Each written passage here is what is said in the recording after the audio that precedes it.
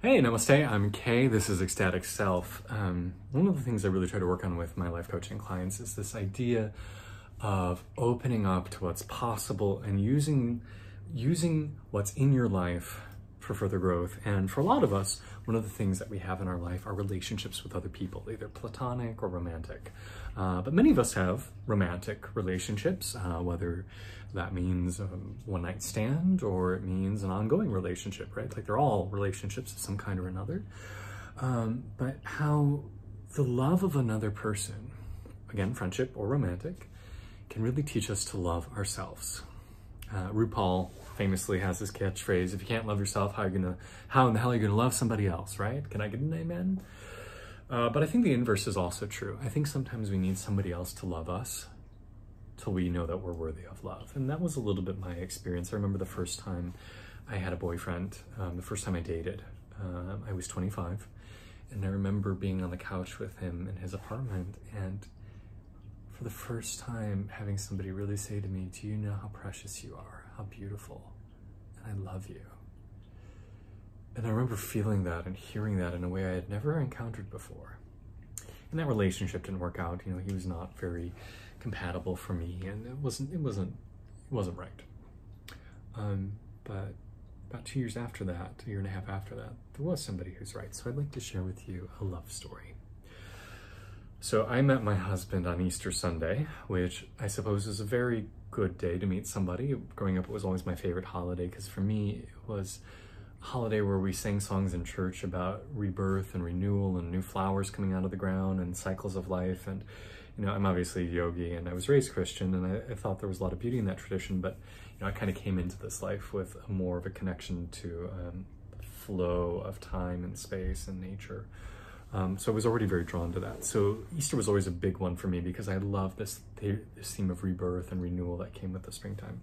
So it was really one of my most sacred holidays growing up. So I think it was a very good omen and a nice little blessing from the universe that me and my husband met on Easter Sunday. We met via a website, OkCupid. Many of you are probably familiar with it. And I was actually boarding an airplane when I got his message. He had just moved to Chicago a couple of days before, like earlier that week, from Los Angeles. He and his ex-boyfriend, his ex-partner of 7 years, moved him there together. And when his ex was leaving, his ex said, you know, you should check out OkCupid. I've been meeting a lot of really great guys on there. So my husband started work the next day. That weekend created a profile, and I was one of the first people he saw. And what's funny is when he was leaving LA, everyone was saying to him, why are you leaving LA to go to Chicago? And he said, don't worry, I'm just going there to find a nice Midwestern boy, clunk him over the head, and drag him back. Well, he set up his online dating profile, and one of the very first people he saw was me. And when he saw my photo, he was like, oh my God, this guy is the person I've been looking for. This person's like perfect. He's reading my profile, reading my background. He's like, this is the person I have been longing to meet my whole life. I hope he replies. So I got his message, and I, at this point, I had had my heart broken a few times. I was struggling to meet any really quality guys. And I was kind of like, I'll leave a profile online in case somebody awesome messages me, but I'm not actively looking. And if someone messaged me, I had a lot of rules, right? Like they had a very thorough profile. They had to have answered at least 20 questions. I had no shirtless pics which is ironic now that I'm doing these videos shirtless, but at that time I was like, no shirtless pics. And so my husband messaged me, Anthony, he messaged me and he's like, his first photo was a shirtless beach pic, which was amazing. And he had like 4 sentences on his profile because again, he had just set it up. But I saw him and yes, his photo was really attractive, but I also felt this amazing spark of like kismet, of recognition, of being like, holy shit, this is him. This is the guy I've been waiting for. So I broke all my rules and I wrote him back. Got into Mexico late that night, messaged a little bit in the app. Next day, started to transition over to text messaging. We had our first phone call that night, and I remember getting on the phone call and thinking, okay, we've had this experience before where someone's really great for you a text message, but we'll see what happens when we talk, because usually But we got on the phone and he started speaking and I was like, oh, his voice, oh my God, his voice is so beautiful. And we had such a gorgeous conversation. It was so easy. And the next day we kept texting and texting and texting and texting. And that night we Skyped. A funny story, I was out on the balcony of our resort. My whole family was inside on the balcony. Yeah, inside with the blinds closed to the balcony. They were all playing some sort of game, my parents and my brother and his wife and my aunt and uncle. And yeah, with the blinds closed, me and my future husband had Skype sex out on the balcony. Third day before we met. Glad mom and dad didn't open the blinds. Mom and dad, if you were watching this, that did not happen. That's a total story. Do not believe it. And the next day, we were texting again, and he had said to me, "Oh my God, I am falling so hard for you." And I remember at that time, I was like, "Do not go fast, do not go fast, do not go fast." But I read that, and I was like, "Oh my God, me too."